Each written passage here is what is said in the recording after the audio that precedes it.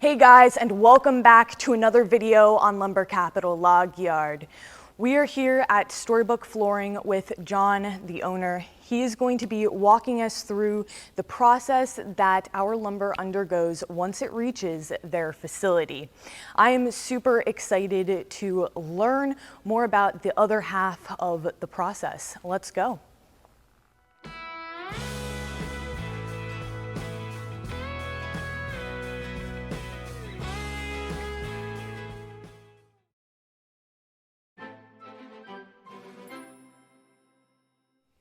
So far, we have milled over 14,000 board feet of white oak to be turned into flooring.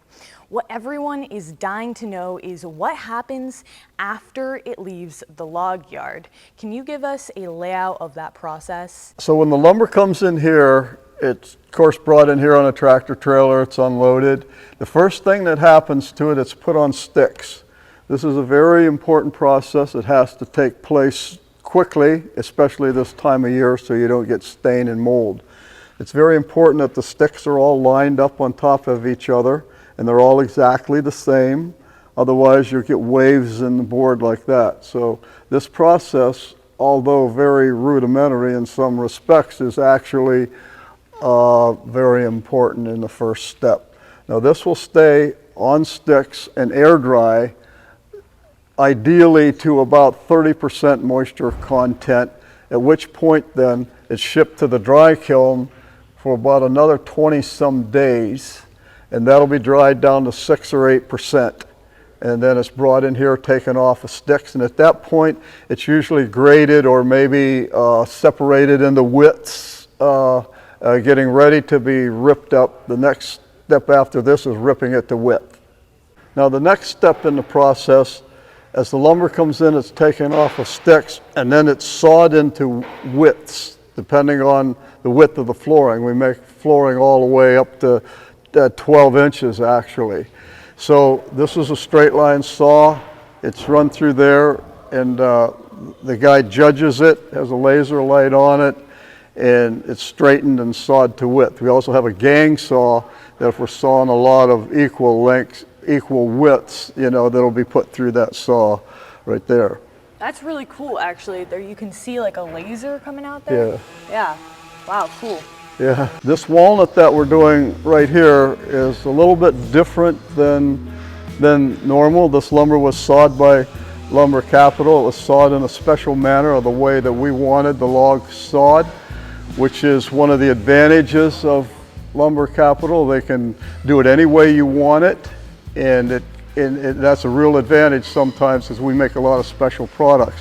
In this case right here, it is completely live sawed. The edges are left on, and this will be sawed with the laser straightened up, because we're shooting for a particular look and a particular grain look. Yeah, and you wanted the sap in there, yes, right? Yeah. So and we want the sap. Yeah. So this will optimize that. It's a lot more labor, but that's the job we're doing. Requires a 75% sap in the wood. So like with this piece, this only has sapwood on one side.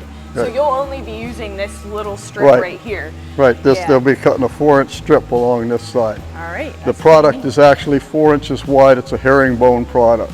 Yeah, so herringbone. this is going to be gorgeous. Yeah. The next step after sawing it, it's run through a molder. The molder cuts all 4 sides of the product all in one pass. First there's the bottom head that flattens the bottom.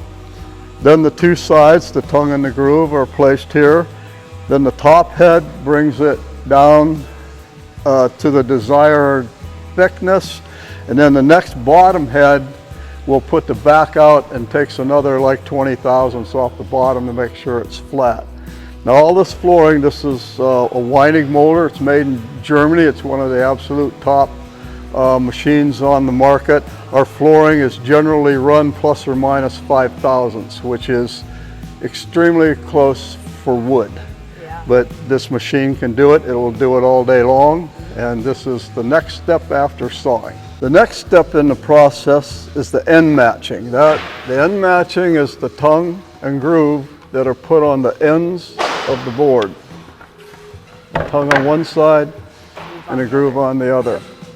So the boards are placed here on this machine. They're fed through here and both ends are cut. This is a full Mac end matcher. It processes this at about 100 feet per minute. So the capacity is very high, and it also squares the ends so that your ends are perfectly square. So when the flooring comes together, you don't have any gaps or anything that. That's the next process after molding. Then at that point, when it goes through this, it's packaged. It'll be tallied and packaged unless it's going to be finished. Now, if it's going to be finished, then it goes through several more processes. So as far as flooring, so you don't finish all the flooring that you sell then? No. Okay, so we finish most of it, but it's still a lot of it's being site finished, where they install it and then finish it. Yeah, they finish the floor when it's in. But that's kind of waning now. It's getting more difficult to find people that are into that and can really do it.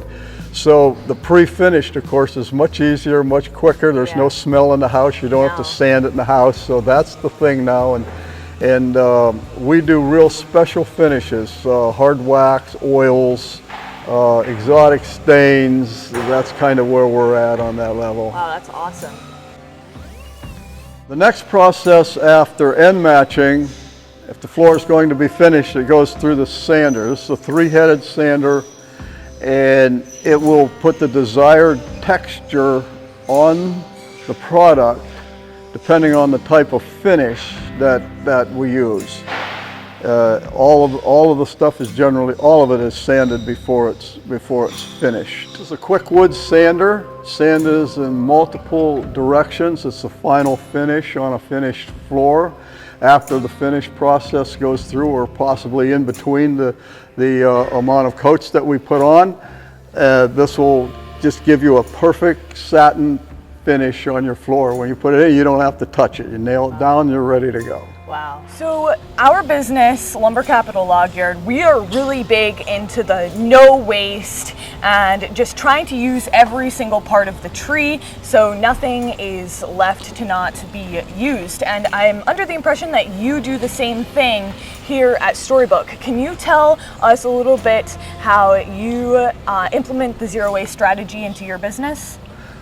When we get the lumber here, basically every piece of it is used for something.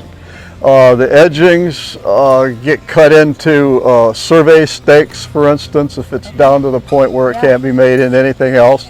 The chips and the sawdust are sold to dairy farmers, and they're also sold to a company down here that does environmental control. They use the sawdust to soak stuff up. Everything gets used, and each width is separated so there's not width loss, and so it really makes an extended green deal, so to speak, coming from Capital Log Yard where they're doing it, then we're doing it, and so by the time that floor goes out, it's about as efficient and as green as you can get. And that's what we want. That is just an awesome system we have set up so far.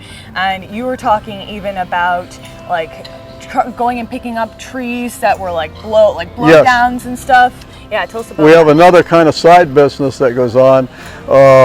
We accept trees from arborists that work in suburbs and stuff. Like if your tree blows down or you're clearing a road or something like that, they bring them in here. Now these logs, some of them are huge, they're big. There is a little downside. A lot of them have metal in it. That's the bad part. But we're able to use most all of that stuff. This stuff would normally be pushed over the bank, or it's just no good. We're able to take that and we make table slabs out of it mostly. Some of it's actually cut into lumber. Whatever we can use, we use. That's awesome. Stuff that isn't, guys come and get it for firewood. Wow. Thanks for watching today's video, everyone. If you enjoyed, make sure to give it a thumbs up and subscribe to the channel if you haven't already. But other than that, I'll see you back here next time.